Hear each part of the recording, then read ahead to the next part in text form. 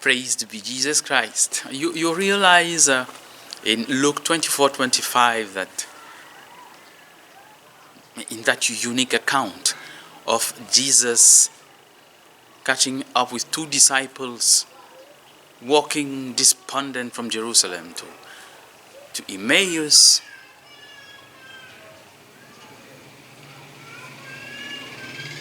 Jesus is asking them, why are you so slow to believe the full message of the prophets? Actually, there is a particular part of that message that nobody wants to look at, the suffering.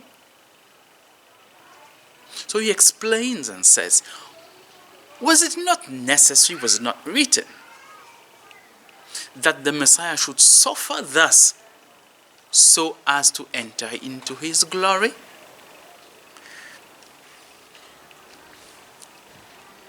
That attitude is the attitude of Peter.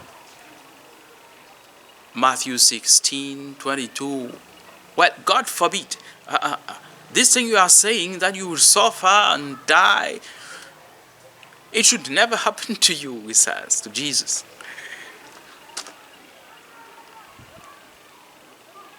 And again, when they come back from the Transfiguration, Mount Tabor, Jesus says to Peter, John, and James, don't say what you've seen. Don't tell it to anybody until the Son of Man rises from the dead.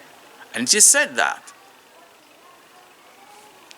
They kept the instruction, though they couldn't understand what it meant to rise from the dead.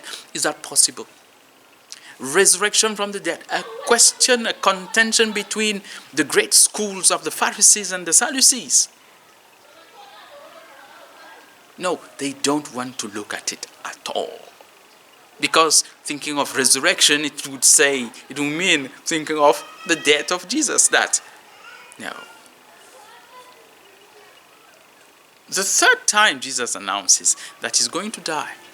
Hey, Mark 10. John and James step forward and say, precisely, yes, when you come in your glory, in your kingdom, it will be good we shall be, one at your right and the other at your left. In the account according to Matthew of that reaction, Jesus says, it seems you don't understand. Can you, and there's the mother helping them, can you drink of the cup I'm going to drink? Can you receive the baptism I'm going to receive? They say, yes, we can, of course, without thinking about it.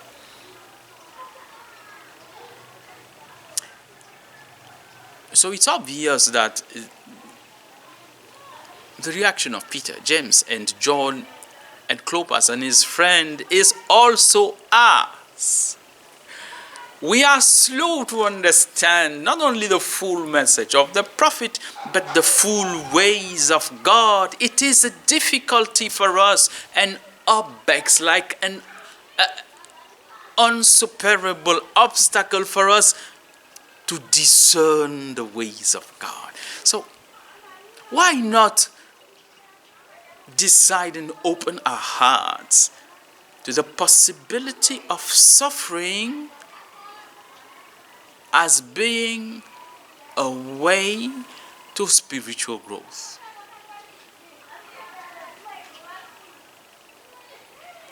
Let us praise the Lord.